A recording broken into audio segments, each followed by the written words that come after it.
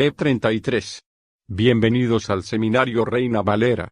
Yo soy Gilberto Abels, rector del Seminario Abierto, y esto es la lección número 33 de la materia Evangelismo Personal, cuyo tema es recaída y restauración. Pedimos la bendición de Dios sobre el estudio de su palabra. Empecemos. 9. Recaída y restauración. Preguntas por P. Braun, respuestas por H. P. Barker. El tema que en esta ocasión va a ocupar nuestra atención es de gran solemnidad. Creo que la mayor parte de los cristianos, por no decir que todos, saben lo que es la recaída. No me refiero a que hayan caído en pecado público. Uno puede actuar de la forma más ejemplar, y, sin embargo, en medio de todo ello, ser reincidente de corazón. Proverbios 14:14. Muchos de nosotros, estoy seguro, tenemos que lamentarnos de las ocasiones en las que nos hemos descarriado conscientemente de la comunión con Dios, y en que nuestras almas se han enfriado y nublado. Oremos, por tanto, que Dios nos ayude al pasar a considerar esta cuestión. ¿Cuál es la causa de la recaída? Para responder a esta pregunta, es necesario observar que los descarriados aparecen en dos clases. Hay aquellos que nunca han pasado de una mera profesión de fe cristiana. Han quedado bajo influencias religiosas, han tomado el puesto de creyentes en Cristo, y con toda sinceridad se imaginan que están de camino al cielo. Pero en sus almas no ha entrado de parte de Dios una convicción de pecado, sus conciencias nunca han sido aradas por el poder de la palabra de Dios, son totalmente ajenos al arrepentimiento y a la fe salvadora en el Señor Jesucristo. A pesar de su profesión de fe, son lo que siempre fueron, pecadores no regenerados. Más tarde o más temprano, quizá, la vida religiosa en la que han entrado les resulta fastidiosa. Sienten que no pueden vivir según la profesión de fe que han hecho. Se reafirman los viejos gustos y deseos, y poco a poco van deslizándose hacia su antigua manera de vivir y son considerados como recaídos por aquellos que los habían considerado como verdaderos cristianos. Igual que la puerca de la que leemos en 2 Pedro 2:22. Su lavamiento no había ido más allá de la superficie. Reformados exteriormente, nunca habían sido transformados en ovejas de Cristo, y era sólo de esperar que volvieran a la ciénaga del pecado. La otra clase se compone de aquellos que han sido verdaderamente convertidos. Como pecadores merecedores del infierno, pero arrepentidos, han depositado toda la confianza de sus almas en el Señor Jesucristo y en su obra expiatoria. Sus pecados han sido perdonados, y son de Cristo para siempre. Es doloroso tener que decirlo, pero es solo demasiado cierto que incluso los tales pueden descarriarse, enfriarse de corazón y caer en pecado. Son muchas las causas que pueden contribuir a producir la decadencia espiritual en un cristiano. Quizá una de las más frecuentes es la confianza en uno mismo. Somos muy proclives a olvidar que no podemos proseguir por una sola hora a no ser que nos apoyemos en el fuerte brazo de Cristo para mantenernos en pie. A veces somos tan insensatos que nos imaginamos que las maravillosas bendiciones que hemos recibido son suficientes para mantenernos firmes sin una constante dependencia del dador de la bendición. Haremos bien en recordar lo que sucedió en el caso de Jacob. En aquella memorable noche, junto al vado del Jaboc, recibió una maravillosa bendición. Dios cambió su nombre, y, cosa más significativa, se añade que le salió el sol. Pero lo siguiente que leemos es que cojeaba de su cadera.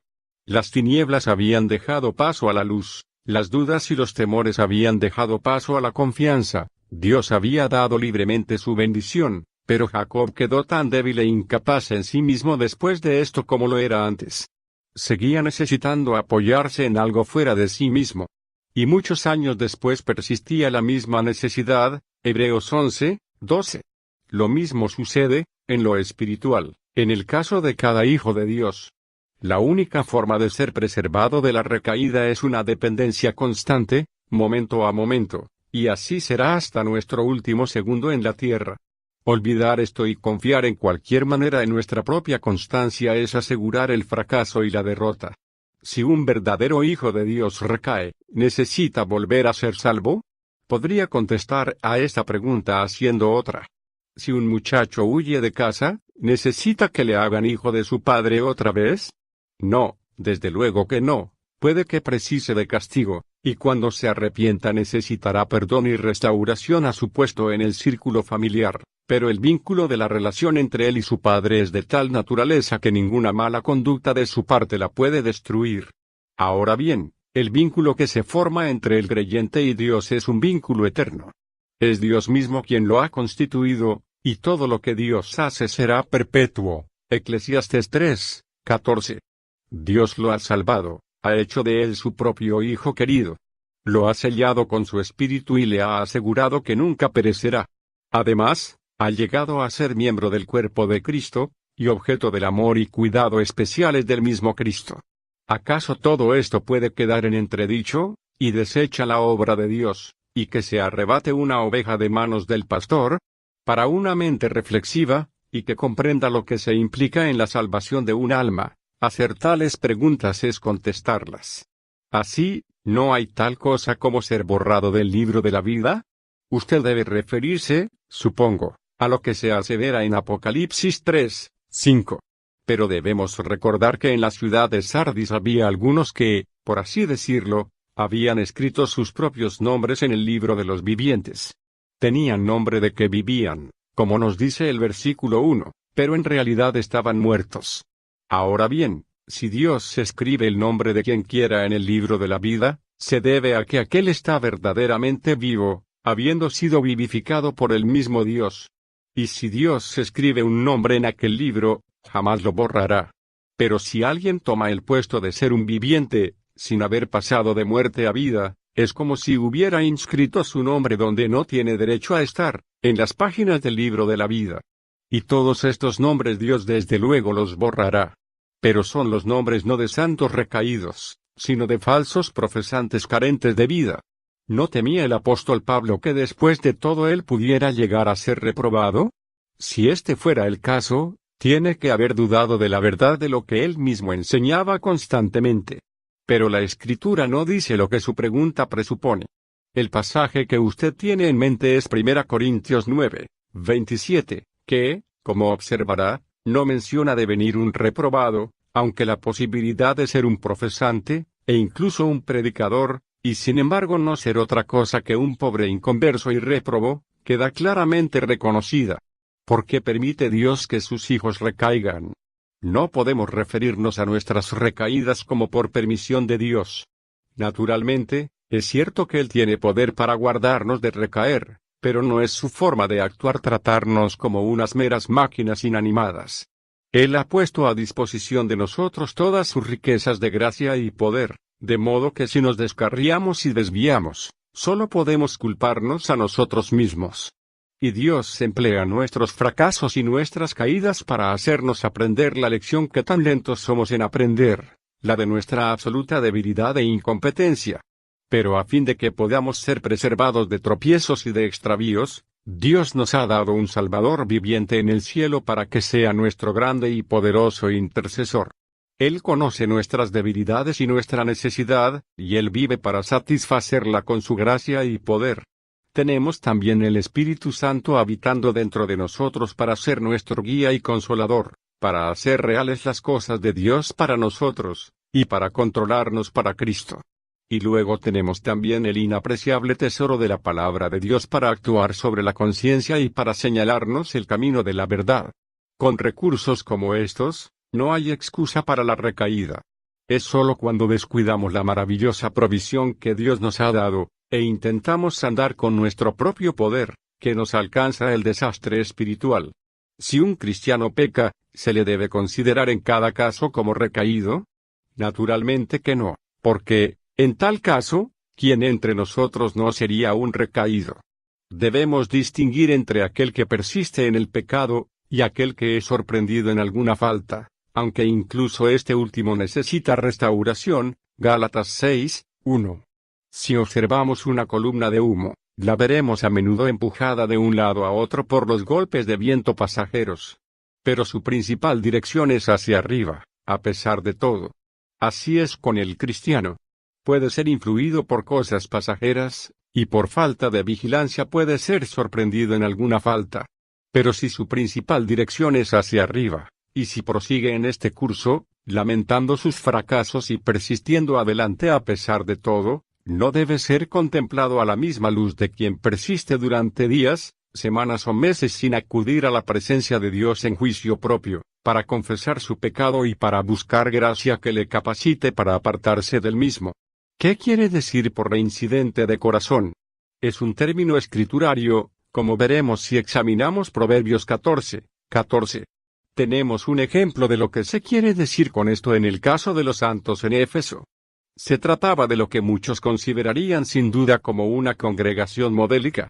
Su arduo trabajo, su fidelidad en repudiar falsos maestros, su paciencia por causa de Cristo, eran cosas bien conocidas.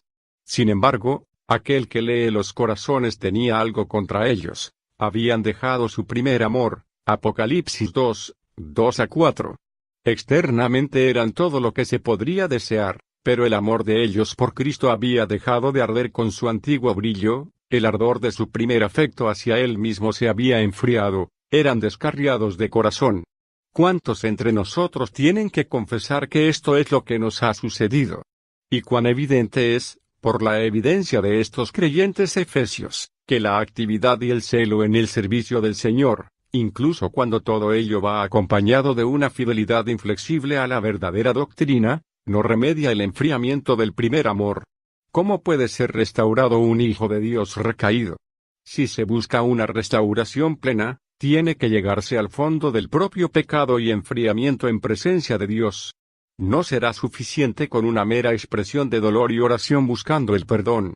Ha de haber un verdadero juicio propio, y un seguimiento de los pasos tomados en el punto en que tuvo lugar el extravío. Recuerdo una ocasión, mientras descansaba en mi alojamiento, que un ratoncito salió de su agujero y comenzó a pasearse por la habitación. Pero pronto se asustó por un pequeño movimiento de mi pie, y desapareció por su agujero. Pocos minutos después reapareció, saliendo esta vez de un agujero al otro lado de la estancia. Que cada cristiano recaído observe esto. No puedes hacer como aquel ratón. Él huyó hacia un agujero y salió por otro, pero esto es imposible para ti. Tú te has introducido en algún orificio oscuro, lejos de la luz de la presencia de tu Salvador, lejos del gozo de la comunión con Dios. Y si tienes que ser restaurado tendrás que salir por el mismo agujero que por el que entraste.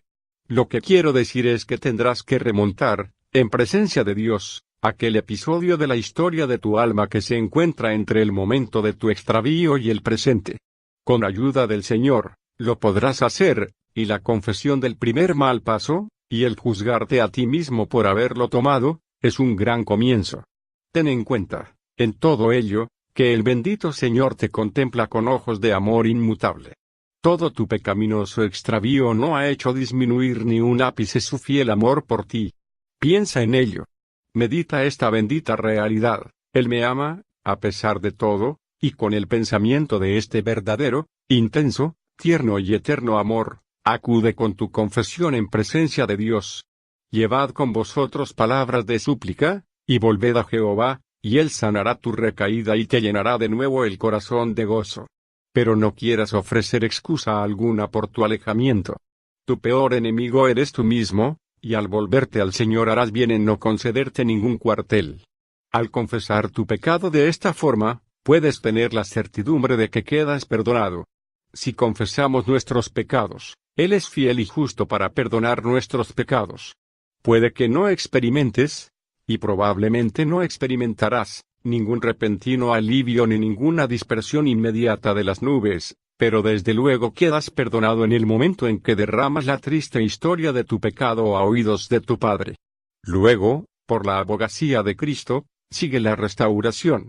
Él hará que su palabra tenga efecto sobre ti, te hablará al corazón de una forma que te derretirá, y profundizará en ti el sentido de su amor y fidelidad y de tu propia insensatez e indignidad.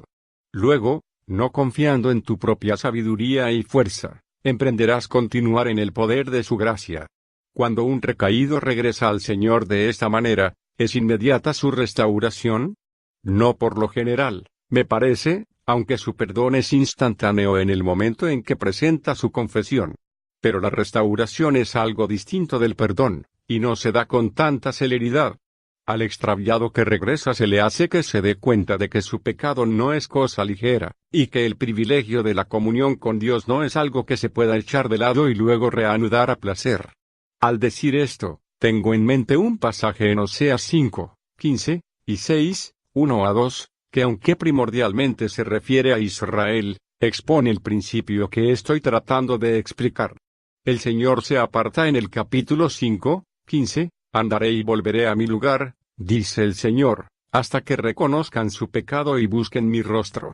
El efecto de esto es que el pueblo se exhorta unos a otros.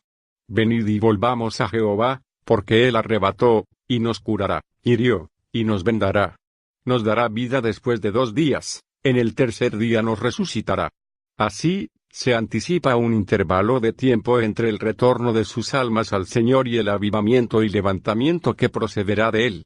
Este período de tiempo permite al alma pasar por el ejercicio espiritual, y que se realice la prueba de su realidad.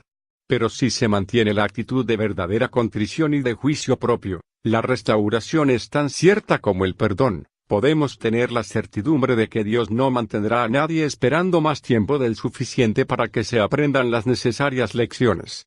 Dejad que añada que la restauración no llega generalmente en forma de un repentino estallido de éxtasis, ni nada de esta clase. Acontece cuando nuestros pensamientos se dejan de centrar en nosotros mismos y se dirigen a Cristo. El Espíritu Santo dirige nuestros pensamientos a su amor, y, al estar con la atención puesta en Él, la bendición que anhelábamos llega a ser nuestra de nuevo. Gracias por estar con nosotros en el estudio de este tema tan interesante. El privilegio ha sido nuestro apoyarle en su ministerio. Estamos agradecidos por sus oraciones. Favor de recordarnos con sus ofrendas de amor que hacen posible este ministerio educativo que fortalece a la Iglesia hispanoparlante en todo el mundo. Dios le bendiga.